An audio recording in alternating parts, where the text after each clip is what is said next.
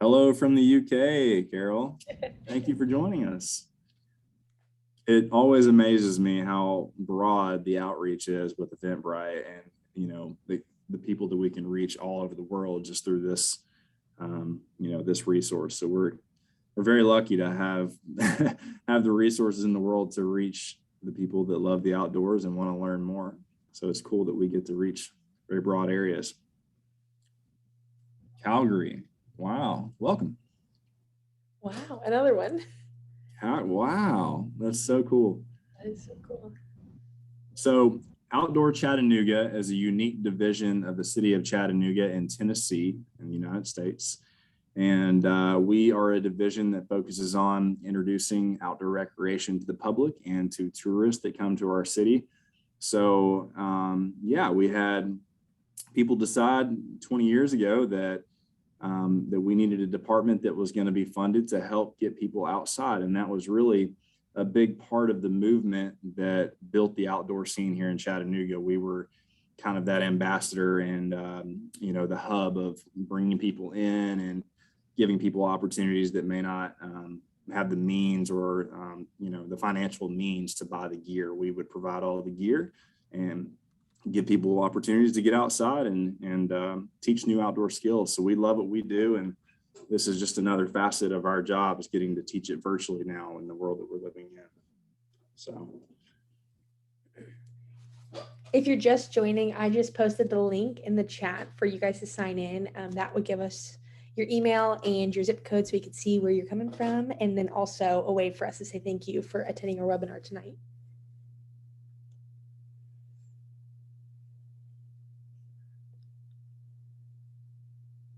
we will not be blowing you up with emails. We promise. This is just a thank you for being here tonight, and just to kind of track who's coming and from what area codes.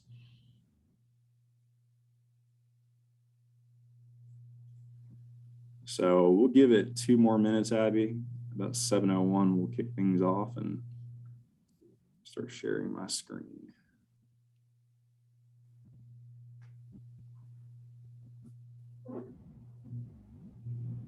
Oh, someone from Maine. That's so cool.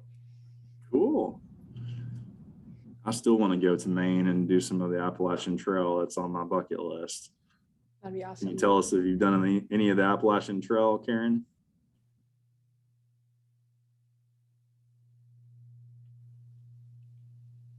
Aha, nice. Nice.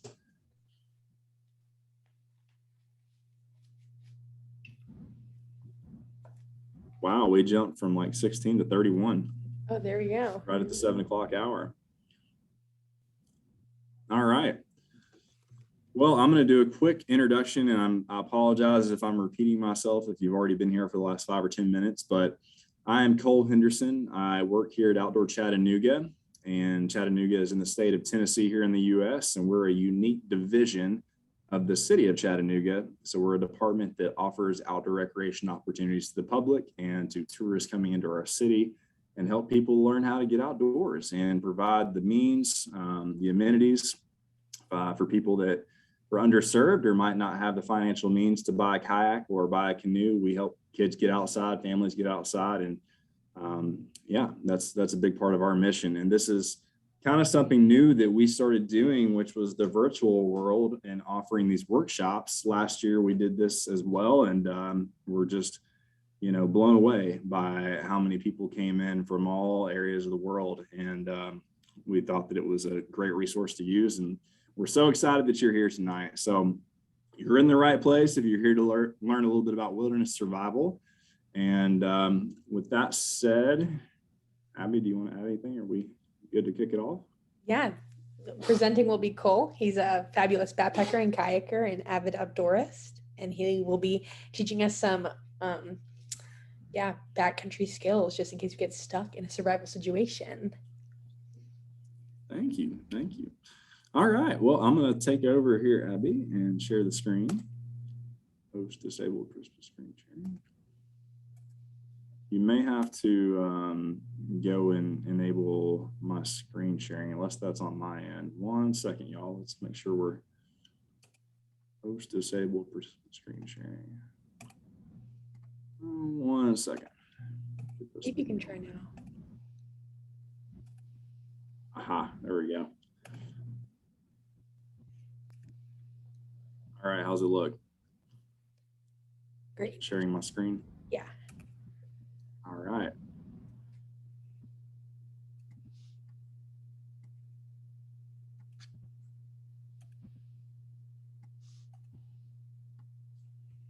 All right, so welcome.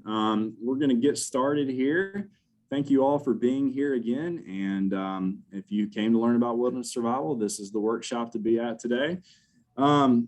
Just to kick this off and give you a kind of an overview of what you're going to learn today, we really want to make sure that we're preparing you for the what ifs. We're going to kind of talk about some of the preparation, the trip planning, some of those aspects before you get into your trip to make sure that you prepare yourself for those what ifs that a survival scenario could that you could run into. So yeah, we're going to be just giving introductions on the basics of trip planning, making sure you have the right gear, some extra essentials that you would need for survival as well in your day pack that you might not be having in your typical day pack that you would have in your backpack. So we're going to go over a lot of different little things with planning, preparation, logistics, and then we'll jump into some of the basics of survival as well. So let's get past this one.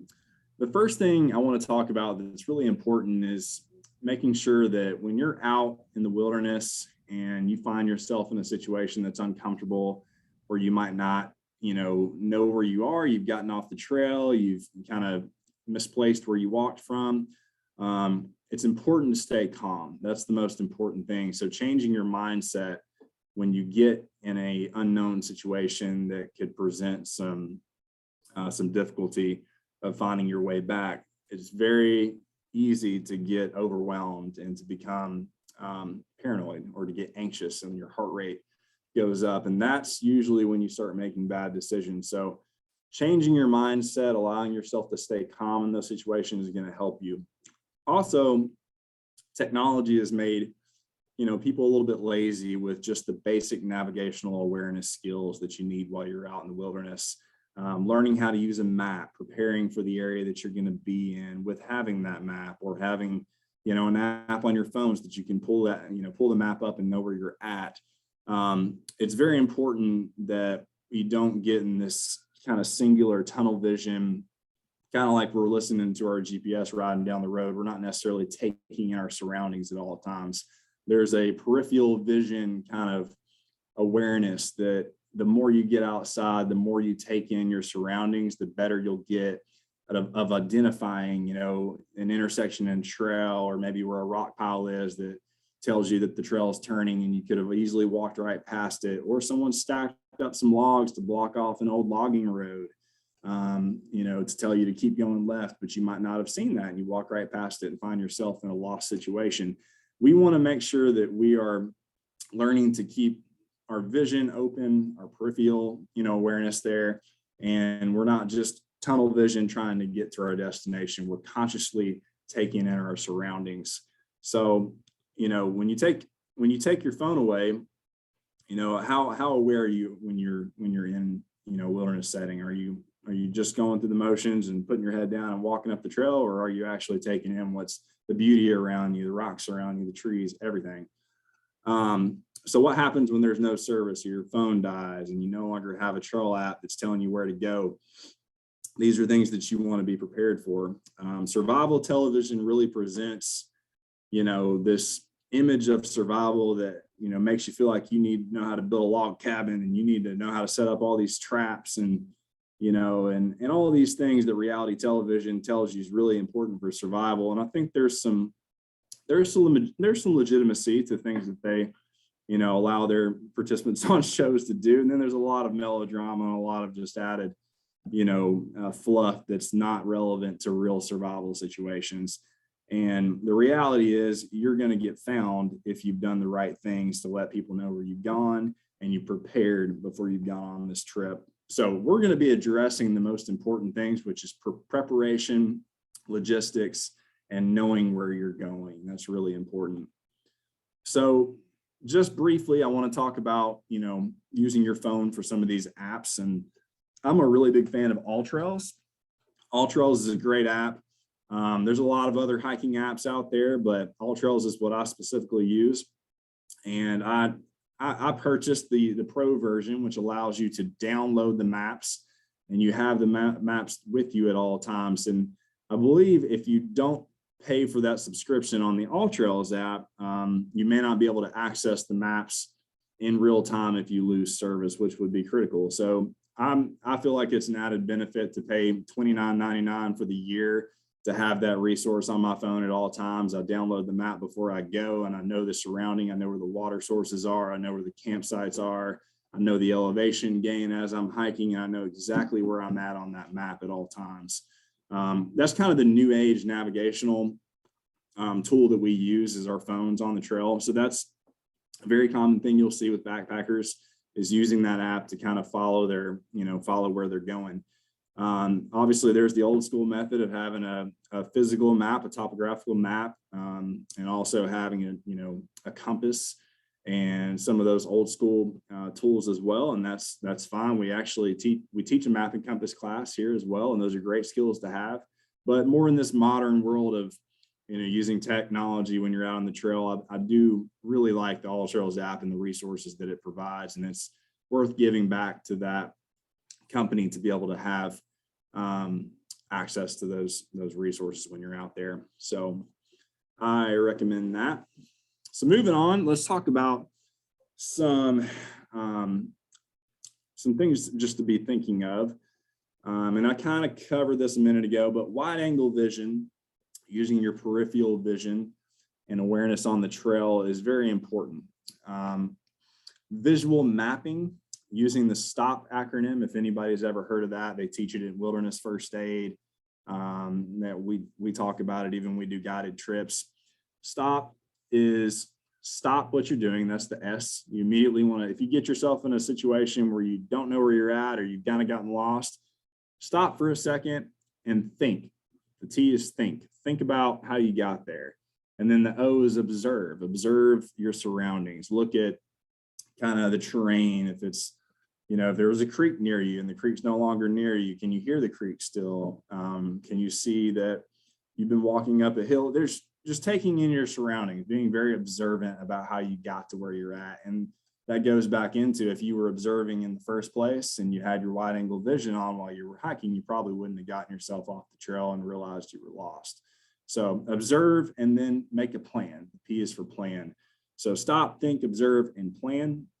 The plan is really after you've kind of thought about how you got there and observed some things that may seem familiar. You can make a plan on how you're going to get yourself back to the trail or to where you originally were. And there might be a chance that you've just completely forgotten where you came from and you can't find the trail. And then all of a sudden that anxiousness, those feelings of anxiety start coming on, and that's when bad decisions happen. So we'll get into that in just a minute. Awareness, slow things down, take in your surroundings, trace your steps, backtracking where you came from. Signs on the trail, like I mentioned a minute ago, you might go on trails that aren't heavily used. And when you do that, I highly suggest having a map, studying it beforehand, before you get out there, and not just trying to figure it out in real time, but planning it beforehand, making sure that you know where you're at. Look for rock piles. If there's a pile of rocks on the trail, that's probably indicating that there's a turn or that there's some kind of fork. On the trail, they've put that as a marker. They're trying to help you know there's something here to mark that the trail is either turning, or this is a point where another trail is intersecting with that trail. Stacked wood, like I said, they might have stacked wood to block off an old logging road, which we have all over the place, from timber industries just wrecking our area here in the Appalachians. But there'll be a lot of times where they'll put trees to block off a logging road, or trailblazers. Obviously everybody knows there's trailblazers, but do you know that having two trailblazers together means that there's going to be a turn? It means that it's about to make a turn, and you need to be looking for that. And then also being observant of foot traffic and wear on the trail. And you might get to a point where there's not even a marker or a rock pile or sticks on the ground, but there's two trails in front of you, and one looks like it's more heavily used and the other looks like it's a little more lightly used, I would probably go where most people are going, which would be the heavily used trail. That's the most likely. It's just about learning those kind of subtle things and that intuition that you develop from getting outside more and more, that eventually you get comfortable with making those decisions on the fly. So quickly, training that will better prepare you for a survival scenario. Wilderness first aid is something that I've already done. I love it. It's a great class. I highly recommend, if you haven't ever taken a first aid class, and first aid and CPR or wilderness first aid, go out and take a class. The education that you're going to learn about helping somebody that could be on a trip with you, or even just helping yourself, is invaluable. It's a great resource to seek out and add to your repertoire of skills in the outdoors. Even if you're not a guide, I still recommend it. To go even deeper, wilderness first responder is an even more focused look on some of those basic first aid skills, and going in depth on a lot of different scenarios, a lot of different ways to help somebody in an emergency situation. Clearing the spine and learning how to build ankle braces and all kinds of different things. But I think that having that as a skill in your bag of skills when you're outside it's a great skill to have, and I highly recommend getting involved. And these are some links. Solo North NOC is over in the Nantahala area in North Carolina near us. REI has a lot of these classes. If you just get on your local REI and kind of see what resources they have available for these classes, that's another thing you can look into. Knowles is another big company that everybody's heard of. You can check Knowles and see if there's any close by areas that's offering these trainings. So let's talk about planning really quick. So planning your trip, know the area you're going. I'll try to get through these quickly so I'm not boring people that probably already do this, but knowing where you're going, having a map, using an app on your phone or a physical map of the area, know the distance of travel, the weather conditions, communicate with someone where you're going. That's very, very important. That's the one thing you could do that probably will save your life. If you communicate to a friend, a family member, or even leave a note on your windshield of how far you're going and specifically where you plan to go, could save your life. That's a really important thing to do. Gear, clothing, and food needed for your trip. And also obviously water. I mean, you can kind of look at how far you're going and base that off of either needing 1 liter or 2 liters of water. If I'm just day hiking and I'm going, 5 to 7 miles, I think 1 liter of water is okay. Maybe 1.5 liters is having a little bit extra in case you are sipping it down and it's a hot summer day. But 1 liter to 1.5 liters for just an easier day hike is probably fine. If you're going a really far distance and you're backpacking and there's not going to be a lot of water sources along the way, you probably want to bring 2 liters and have a bigger bladder to carry that water and have a filter. We'll get into that here in a little while. So moving on, how to read a topographical map. This is a quick video and we will give it a watch and get some basic understanding of reading a map using a compass. You hear that, Eddie? Topographic maps are a little different from your average map. Not only do they show the location of things like roads and trails, but once you get the hang of reading them, they also help you visualize three-dimensional terrain from a flat piece of paper. Topo maps use 3 main mechanisms to describe the terrain. In this video, we're going to cover how to read the map's contour lines, how to understand scale, and how to read the symbols and colors found in the map's legend. Contour lines are what really make topographic maps something special. These lines connect all the points on the map that share the same elevation. By looking at how the contour lines spread out and come together, you can get a good sense of what the terrain looks like. When the lines are packed close together, that tells you that the elevation is changing a lot in a short distance, so the terrain is quite steep. As the lines spread out, the elevation changes more slowly, so the slope is more mellow. Contour lines can also help you visualize the shape of the terrain. For example, as the lines form smaller and smaller circles, they're probably showing a peak. Spend some time with a map of a familiar area and see if you can pick out terrain features just by looking at the contour lines. Every fifth contour line on a topo map is thicker than the others, and those thick lines are called index lines. At some point along every index line, you'll find the elevation for that line written on the map. The change in elevation from one contour line to the next is always the same on the map. And most maps have either a 40 or 80-foot contour interval. If your map has an 80-foot interval, that means that each contour line is 80 vertical feet away from the next.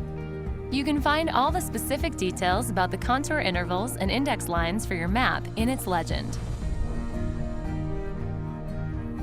Scale refers to the relative distance of the map.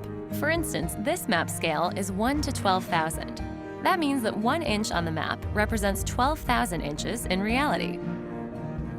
Another map of the same region is 1 to 50,000 and covers a larger area, but in less detail. The important thing is that the map with a smaller scale will show a smaller area, but with more detail. Understanding the level of detail on your map is handy when planning your route, but it isn't much help if you want to calculate distances efficiently. That's why maps also have a small representative scale near their legend. This scale shows you the relative distance of a mile or a kilometer on your map, and you can use the edge of a compass or even a piece of string to help figure out just how far away that peak is. One of the first things to look for on any new map is the legend. The legend is like the user's guide for your map. It's where the various lines, colors, and symbols are defined. When it comes to the colors on the map, the idea is that the darker the color, the denser the vegetation. As you get closer to the top of a peak, you'll notice that the colors get lighter as the forest thins out. And of course, streams and lakes are represented in blue. Alongside the list of symbols, there are a few other important pieces of information, like details about the contour lines and the date of the map's most recent revision. This is also where you'll find the magnetic declination for the region, which you'll use to set up your compass. When you combine your understanding of contour lines, scale, and your map's symbols and colors, you can almost visualize your whole trip before you go. The next step in becoming a backcountry navigator is to learn how to use your compass alongside your map. So click here to check out that video, or click here to find a navigation class near you.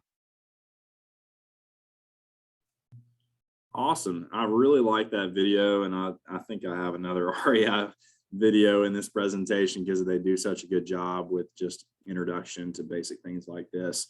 Map and compass can get a little complicated. When you go take a class, it's, expect a few hours of working through scenarios that they're going to give you on how to measure, finding a certain point A to point B. But just learning the basics of, reading a map is very important, and understanding the topographical, lines and contour lines and how to tell what the elevation is looking like. What's great about the AllTrails app that I'll say is that you can look at a scale of where you're going from point A to point B and see the difference in elevation along the way. And I think for beginner to intermediate, just learning of the basics of reading a map, that these apps really help you kind of get through some of those hurdles that you might encounter when learning how to read a physical map with a compass. And it's the security blanket right now. If you're new and you're trying to learn the basics of reading a map, I think these apps are great. If you want to really advance that knowledge, I highly recommend taking a map and compass class. Let's see if I can move on. There we go. So we've already kind of been over the STOP acronym. So the first big 7 things to consider in a survival situation is the STOP acronym, and then provide first aid if necessary. If you've rolled your ankle and it's a bad ankle sprain, you need a splint. Providing first aid is the first thing you want to address. And then the second thing is, if you're not able to get back to the trail and you've gone through all of the thinking process, observing and planning, and you can't get back to the trail and it's nearing dark and temperatures are dropping, then the next part is seeking a shelter. We'll talk a little bit about different shelters that you can build, things that you can bring in your pack for basic shelters. And after you've found a home base, kind of a secure area, you want to look at possibly building a fire depending on the temperature. Now, building a fire is not always necessary. It just depends on the weather. It also depends on your motivation, your willingness to want to do it. If it's a situation where you feel like you're far out from help and you're far out from a trail, you may want to conserve energy and try to put your energy into staying warm in a shelter. But if a fire is necessary because of temperatures, then that might be something that you use motivation and energy to go into. But then the next part would be signaling for help. There's different ways you can do that. We'll talk about that, kind of briefly cover it here in a minute. Drink water and food. Don't even worry about it. We had someone ask about building traps earlier, and really in this presentation, I want you to know that food is really the last part of survival in almost every survival situation. You want to think through everything else before you think about food. Now, water is important, and you can only go 3 days without water, without your body really shutting down and being almost unuseful. But I think that food is something that most people perceive out of these reality shows of eating rats and, you know, all these crazy traps to catch things. They think that this is a really big, important thing for survival, and it's really not as important as you probably think it is. And let's see. Yeah, that covers that slide. Move on. What are the primary causes of survival situations? Not having good leadership in your group, being in poor physical condition, wearing the wrong clothes or footwear, lacking motivation, not eating enough or eating the wrong things, becoming too tired, too cold, too hot, or thirsty, not recognizing and dealing with a potential problem, encountering unexpected changes in the weather or unexpected terrain. These are a lot of, you know, random things that could happen along the way. And I'm sure Abby's experienced it. I've definitely experienced it. We've all gone with that friend that convinced us it's all right. I've been hiking before. I'll be just fine. And I think the most important thing before getting into a group hike is to really identify your strongest and weakest links and understand people's backgrounds before just throwing people to the wolves.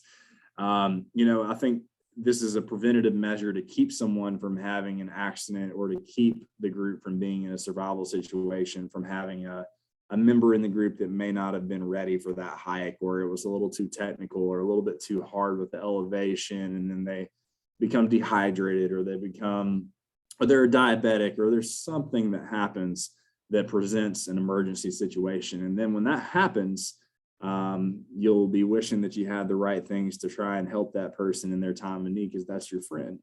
I've definitely dealt with seeing a group that had a man they left behind thinking he would be all right. And if I had not identified that he was going to need help, he would have died that night. And it was one of those situations where I've had enough training that I recognize that you guys are trying to act like your friend is going to be all right, and it's below freezing. There's snow on the ground. You left him 4 hours ago, don't know where he's at.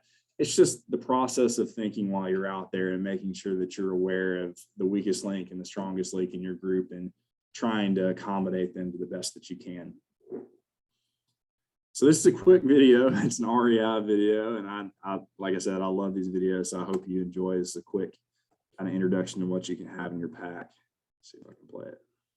There we go. People often go day hiking unprepared. It's important to bring the 10 essentials with you so you can stay safe while on trail.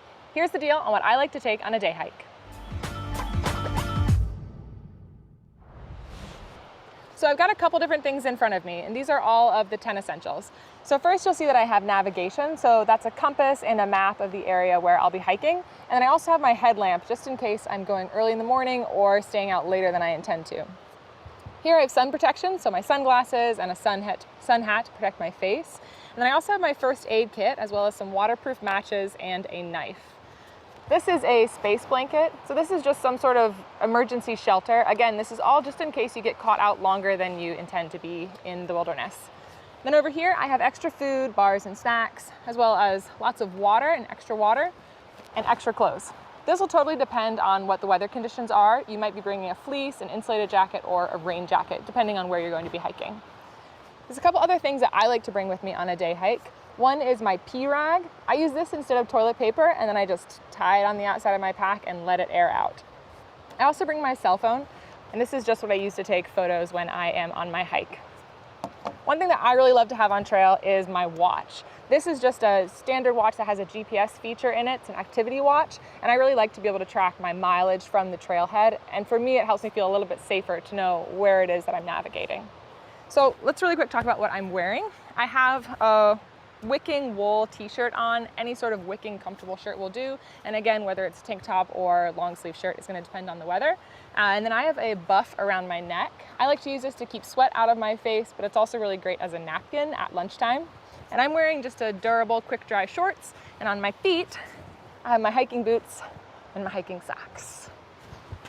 There are a couple other things that I like to leave in my car for when I get back from the hike. So I have sandals to change into and an extra pair of socks, which feels really great after a long hike. And then I also have my coffee canister. I'll either fill this up before the hike or afterwards to get a little pick-me-up before the long drive home.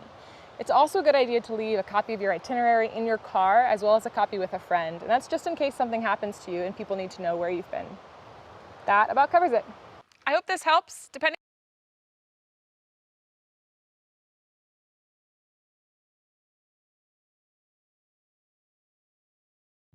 Hey, Cole, you're still muted. Thank you, Abby. So the 10E is 10 essentials.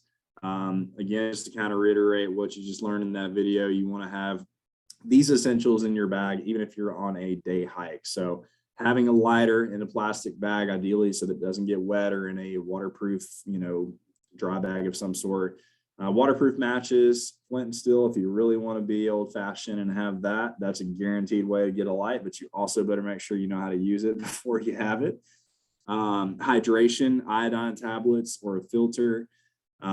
They sell Sawyer filters at Walmart if you just want to go buy a cheaper filter, and they sell tablets as well, but you can go to your local outdoor store and get, a really nice Hiker Pro, Catadin, something like that. I forget the brand, but I've got a Hiker Pro filter I paid a little too much money for, and it's great for backpacking, but you don't have to have that. You can have a cheaper filter just for the basics of day hiking.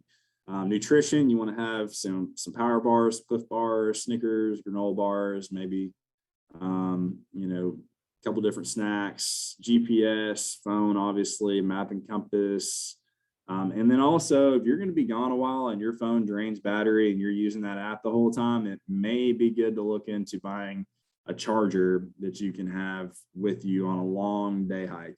Nothing would be worse than losing the charge on your battery if that's the only way you've got a map, and then you don't have that once that goes away. So prepare for the unexpected, have a charger so that you can charge your phone if you were on a long day hike.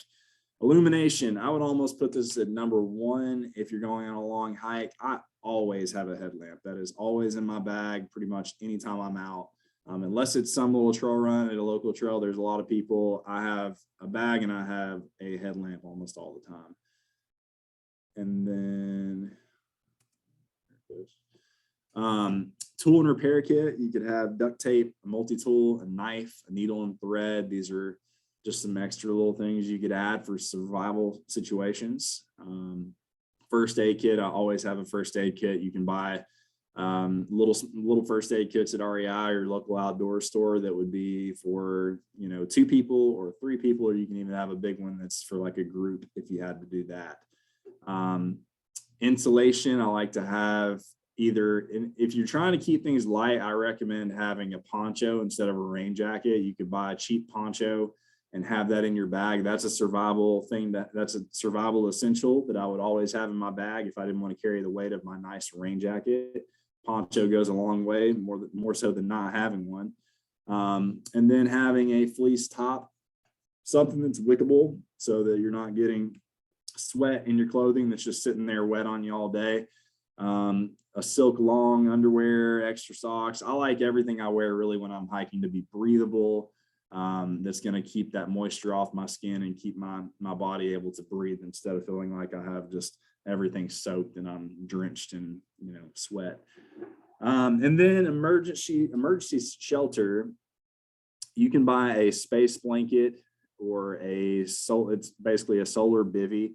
A bivy is almost like a really thin liner that can go inside your sleeping bag or it can go over your sleeping bag, but you can buy this at your outdoor store. It's gonna basically keep the heat in. So any heat that's in a space blanket, it's gonna stay in that blanket and keep your body warm. So the heat that your body's giving off will stay in that blanket and help your body stay warm in a cold weather situation. It's really light, really easy to throw into your bag. Even having a garbage bag or a poncho you can use. Obviously I said poncho, but garbage bag is another thing you could use to be able to get water if you had to, drain water off of trees, or set up a, I don't want to get into it, but set up a bag over, you've dug a hole, you're waiting for water to kind of seep in from moisture that's in the air. There's a lot of ways you can get water, but having that bag, if you knew how to use it, could present a lot of opportunities for either getting in it to stay warm, getting in it to get out of the elements, putting it over your head if there was a rainstorm.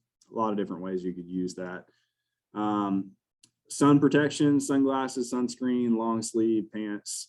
Those are the 10 essentials. These things are things that I recommend to have in your pack at all times. The only times that you may not need some of these things, and I could see people scratching their heads if they're just going out on their regular, local hike that's got tons of people and it's highly trafficked. You may not need all these things. I'm not going to bring a bunch of these things if I'm on a local trail that there's people there all the time and I know where I'm going. I know I'm only going a few miles. You don't need all these things, but if you're going out for a long day hike, I highly recommend having these. So I'm actually not going to show you this video. I want to talk about it for a second. So building an A-frame, I will show you just a picture of what this looks like kind of halfway through it. So you can build an A-frame shelter, and you can do this in a lot of different ways, but having paracord, having a knife, these are things that you could use. Having a tarp, in my opinion, and there's survival people that recommend having a tarp, it's taking up extra space in your pack that even a garbage bag you probably could use. It seems a little over the top to me to have a tarp. If you get into researching wilderness survival, you'll have guys that say you need to have a tarp. But I would just say that there's a lot of ways around not having a tarp and having to stuff that in your bag. But you can build an A-frame if you had a lightweight tarp, or even just a lightweight kind of tent A-frame tarp that you could buy, that you could tie a paracord horizontally between some trees and set up. That's what I did with this. And, I don't really want to show you this whole video, but basically I don't recommend having a big tarp in your bag, but you could bring it if as a preventative measure. Oh shoot, I started. How do I go out of here? This guy is basically showing you how to create a burrito with a tarp, how to burrito yourself inside of a tarp. And again, it's taking up a lot of space, and I recommend having a bivvy. Buying a solar bivvy or having a garbage bag can go a long way. It's lighter in your pack, and you're not having to stuff a tarp in your pack and explain to your buddies that, oh yeah, I'm ready for a survival. I'm ready for any situation. If you want to be that person and have it, hey, all power to you. But I'll just say that it's an added thing that you're going to have to take up space in your bag if you're trying to add a tarp. Yep. So types of shelters, let's kind of briefly cover this. So you have a tarp shelter, and you can see this tarp right here on the bottom left in that 4-picture frame, the yellow one. That is, you could buy a basic tarp kind of like that, and that's going to be pretty lightweight. And you can also pack that down pretty small in your bag. If we're talking about buying a tarp and having a tarp in our bags, that would be the one to buy, is one that could be made into an A-frame tent just like that. And it would be light. It wouldn't take up as much space. It's kind of a new modern approach to it. And then as far as natural built shelters, we have a debris shelter, which is on the top right. And basically you would build kind of an A-frame type design with big sturdy limbs first, and then working your way to medium-sized limbs, small limbs, and having to pack that down, get a lot of layers of limbs, and then you have to worry about insulation. So depending on where you live and the environment that you're in, you might be looking at moss, you might be looking at pine needles, you might be looking at, Fraser fir or some kind of coniferous tree that has thick needles or branches that could make for insulation. That's kind of the idea, is that you start with the limbs first to create a foundation, and then you're going to start packing the insulation on. And remember, before you pack the insulation on, you need a lot of little limbs to fill in all those holes so that insulation can stick to the outside. So debris shelter, as you see in the top right, is something that is doable. You can build that, and it's going to be a lot more insulated than you think. You're also insulating the inside too. So there's a lot of pine needles inside as bedding to kind of get you off the floor and get you to have some warmth underneath your body.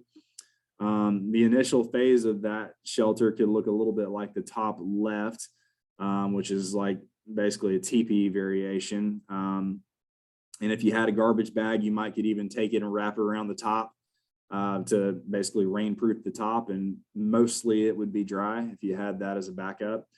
And yeah, and the A-frame is in the bottom right. You're kind of stacking limbs and kind of intersecting them together. That takes time.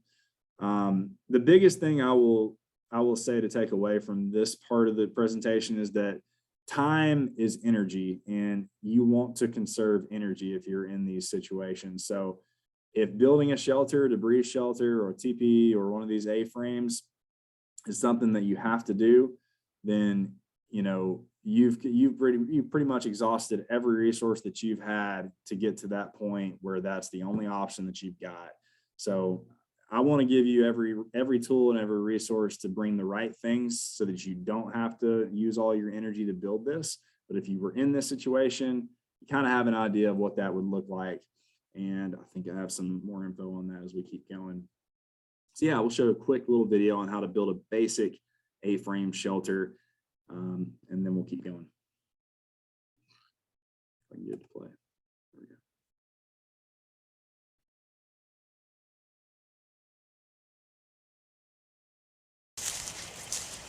Every year, many people die from being exposed to the elements in survival situations. The shelter that I'm going to show you is called a debris hut.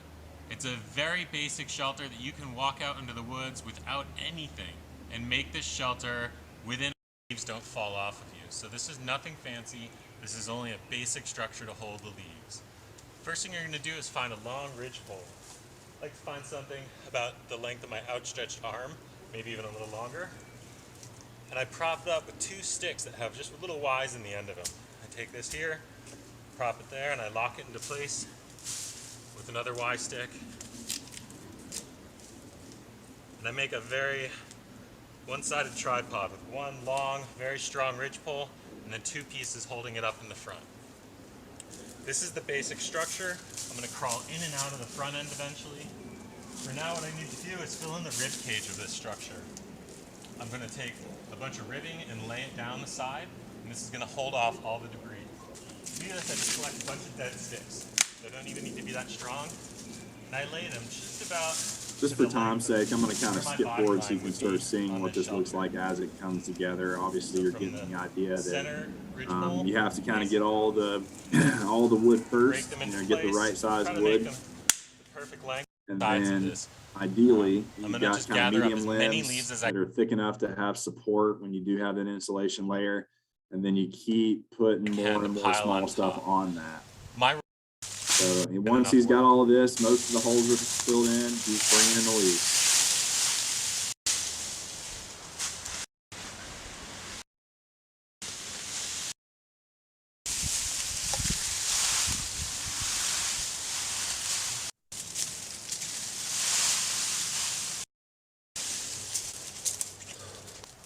All right.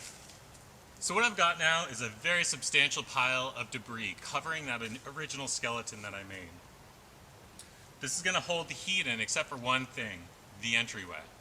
I need to seal this off. Leaving this open would allow all of the heat to just come out the front.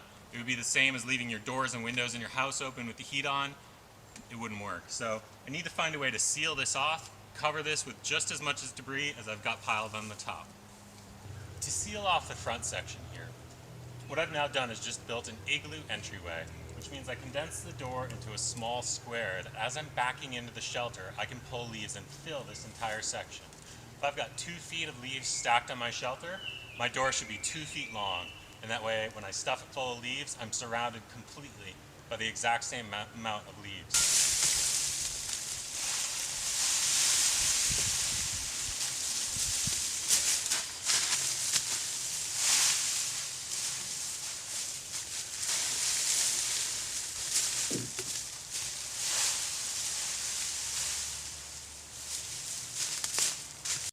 All right, I'm going to go ahead and stop this. So you can see that he is piling on a lot of leaves. He's kind of built the structure in the front right here that once he gets inside here, you can see that he can close that off. It's almost like booby trapping it, to where when this limb that's right there on the middle right, when he gets in there, he can pull it, those leaves will fall and it will close him in there and have him cocooned inside this shelter. So that's just a way that you can build a basic shelter with natural material. It's going to take a lot of energy like we talked about, but if it came down to it in a survival situation, this could keep you warm enough to get through the night. So we're going to move on from that. And what does a shelter provide? Not only is it going to keep you warm, but it's a base camp. And when you're in that moment of, kind of question and, deliberation on how you got to where you're at, I think having that safety blanket or that feeling of feeling like there's some comfort, there's some hope, psychologically, it's just going to benefit you and give you some motivation for that next day, to know that you put some effort in. And it takes will and motivation to do this. If you're in that situation and you don't do the things necessary to survive, you could be in a bad situation. But doing this, building this shelter out, having that base camp, that sense of security through the night, in a cold night when there's animals out, temperatures drop, this could give you that morale boost that you need to wake up the next morning and find the trail and either signal for help or get out of that situation. Obviously, wind, waterproof, warm, cool, and kind of a home base for you. 5 heat loss mechanisms: conduction, convection, radiation, evaporation, and respiration. The 5 W's of shelter location: weather, water, widowmakers, waste. I would say that also building your shelter is something, or when building your shelter, you want to think about the location. And if you're on a ridge top where the wind is going to be a lot higher, a lot more prevalent, a lot higher, wind is going to have temperature change. Wind is going to present other factors in keeping warm if you're on a ridge top. So I would suggest trying to get lower in elevation. And if you can find somewhere near water, that's even more ideal, because you might be out of water at that point, and building somewhere near a water source is a smart move. And also, thinking about runoff. If you build your shelter in an area that has potential runoff where water has came through and there's going to be weather through the night or rain through the night, you want to think about building that shelter on higher ground. A widowmaker, if anybody does not know what that means, if you ever are walking on the trail and there's a tree that's kind of broken off and hanging over the trail and looks like it could fall at any point, that's called a widowmaker. Basically, if it fell on you, it might make you a widow. That's where that saying comes from. But basically, in some cases, you could use that to your advantage. If there's a widowmaker limb hanging down from the tree and it's hitting the ground, you might could build an A-frame around it if it's at a low enough point. I'm probably ranting at this point, so we're going to move on. Yeah. So that kind of wraps up the presentation, and I hope that this really just prepares you for your next hiking trip, with giving you essentials to bring and getting you in that mindset of making sure that you're preparing for where you're going and have the tools necessary for that survival situation if you were to get there. But this is more of just an educational class to make sure that you bring everything necessary to keep yourself out of that situation. And I will say, if anybody is here listening right now that lives near the Chattanooga area, we have a Put It to Practice Day this Saturday at Greenway Farms, and that will actually be more hands-on. It's kind of hard to teach survival skills in a presentation format, but we're going to actually be hands-on and learn how to build a fire. We're going to learn how to build a shelter.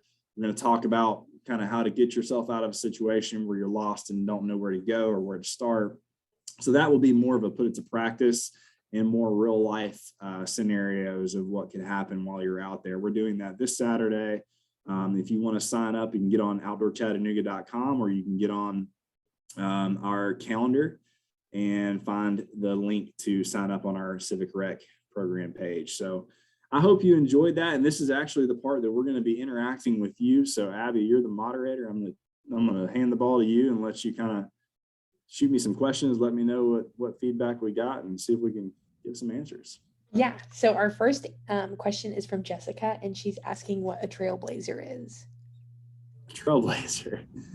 All right. A trailblazer. So I've used that. I guess I've heard that several times. What would your answer be, Abby? I would just say it's like someone who, like, I guess like almost like a pioneer. They like crafted the way of the trail. Yeah, I think that's a good way to frame it. It's basically somebody that is a pioneer that's looking to do something that hasn't been done before, or I guess in the instance that you're asking, maybe it's in relation to building trails or starting up a new trail. That's the only way I know how to answer it. I guess it's more just being a pioneer, somebody that's doing something that's out of the ordinary to try to start a new trend or do something a little differently. Mark asks, he typed and said that I heard you say that fire isn't always necessary for physical survival, but it is recommended for mental support. Can calming people down give a good sense of accomplishment, etc.? Absolutely. I totally agree with you, Mark. And I think it really just depends on the situation. But yeah, having a fire really can boost your morale. Talking about that shelter and it being a sense of security and comfortability with feeling like you have some protection, you have some hope to get up that next morning. The fire is another thing that you could do to give yourself, another bit of boost in your morale for making sure that you still have the motivation to survive and get yourself out of that situation. So I agree with you fully. TC asked if you have ever had a survival situation. So I would say I've not been stuck in the woods for more than one night unintentionally. I have had some close calls through all the outdoor hobbies that I have where I've been out all through the night trying to help somebody get out of a river that we had an accident. And me personally, I've not been in a emergency survival situation, but the situation I kind of described earlier where there was a hiker on the AT in the Smokies that was with a group and they left him behind in snowy conditions and the temperature was like in the teens. They basically left him around 6 and were convinced that he was going to walk into the shelter at any moment. They said that from the moment I started asking about it, and it got to about 9 o'clock. The sun had gone down. It was evening. The temperatures had dropped. Kept kind of coming back to him and saying, "Hey, is there a plan? Y'all making a plan? Is this guy, an avid hiker? Does he know what he's doing?" Long story short, it took me poking and prodding them to make a plan to go out and get him. And the whole group didn't want to do it. They were convinced he was going to come in. So they were already putting their bags in the shelter and ready to go to bed. And I convinced 2 of them to go out and try to save this guy. I said, "It's been 5 hours since you've last seen him, and you saw him 7 miles ago. There's no telling where he's at and what happened." And he was by himself. So we ended up going after him, and he was in second stage of hypothermia. He couldn't communicate hardly. He could basically just nod and give me gestures, and that was about it. And we basically had to buddy carry him all the way to the shelter from about 3 miles out. He was 3 miles out from our shelter. It was a survival situation. If we had not gone for him, he probably would have passed that night. And it was more because the group that was with him didn't have group awareness. They, weren't observant of this guy and some of his struggles and the things that were happening throughout the day to get him to where he was physically. But I went off on a rant about a survival situation. I personally have not dealt with it, but I've been in a lot of situations where I've seen things happen quick and had to act. So, yeah. Emma Grace is asking if we do group meetups for hiking often because she's new to Chattanooga. Cool. Yeah. We do. Because it's wintertime right now, we're a little limited in what we're offering, but we probably will have some hikes coming up. We do have a backpacking trip that we have coming up that's going to go along with our winter workshop series on backpacking, which I'm excited to teach. Backpacking is one of my favorite hobbies, and we're going to be hiking the Rock Creek Gorge segment of the Cumberland Trail, which is kind of towards Sell Creek. going towards Dayton, along Highway 27 out of Chattanooga. And it's a beautiful segment of the Cumberland Trail. And I would highly suggest, if you've not been backpacking and you want to go with some people that know how to do it and teach you about it, we've got the gear. We can let you borrow some gear, backpack, sleeping bag, all the stuff you need, and we'll make it a fun time. As far as hiking trips go, we will have some close to the spring and summer probably, but we're going through some changes internally. So hopefully in the future we'll have that up on the calendar, Emma. Awesome. And then Natasha, she asked if there are any certain trails in the Chattanooga area where people get lost, and that was from her son. Get lost. Chattanooga, even though we have an amazing reputation for being an outdoor town, it is more city type hikes that are close to town, which means that you're close to resources. You're usually going to have service. Most of the main trails that everyone knows about are they're really well marked, and they're pretty heavily to moderately trafficked. I would say the trails that the trails that you would more likely find yourself having difficulty with in Chattanooga would be further away from the city and going along the ridge following the Cumberland Trail, which goes a long ways, but all the way towards Dayton, there's a lot of hikes, Rock Creek being one of them, that may be a little different than some of these city hikes that a lot of people use. But I can't point to any specific trails, but the further you get away from the city, I'd say the more remote and the more possible that could happen. And then so far, our last question is from Glenn and Spring, and they didn't know about the term double blaze. And are there other blaze markings that mean something other than this is the trail? That's a good question. So basically, if you see two blazes, that is letting you know there's probably going to be a switchback. It's going to be turning, or there might be a trail intersecting with the trail that you're on. I don't know of any other trailblazers. You'll see signs if it's like the Cumberland Trail or the Appalachian Trail or some kind of historic trail. They'll have signs that mark that trail. They'll have signs marking the national forest sometimes along the way that you'll see. Park boundaries, private property potentially. If you're in Chattanooga, there's a lot of private property that surrounds a lot of the parks that we have. But the typical blaze is just one blaze. Usually it's a white blaze, and most of the time if you see a blue blaze, that's indicating a water source. And sometimes they'll even have a sign, but if you see a blue blaze and a white blaze, that might mean that trail coming in on the right is just a water source trail that you can use to go get water. They might have like a pipe coming out of the ground or a natural spring of some sort, but that's kind of the extent of trailblazers. Do you have anything to add, Abby? No, I think you covered it. And that's all of our questions. If anyone has any last minute questions they want to drop in the chat or the Q&A.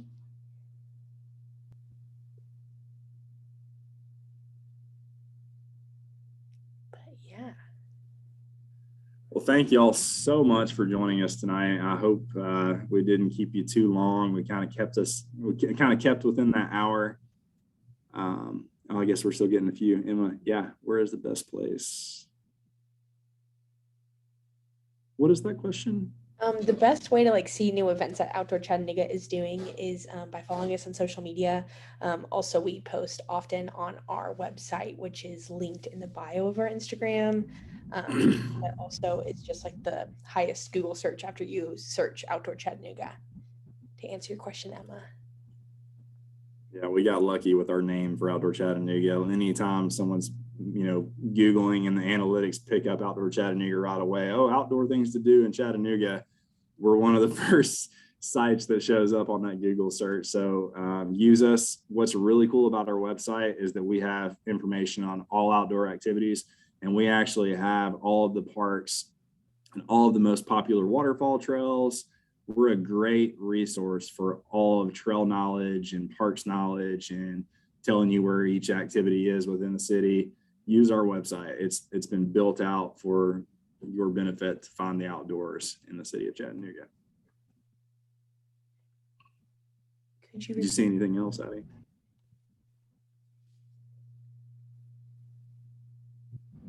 It's just outdoorchattanooga.com. Awesome. Well, thank you. Thank you. Thank you.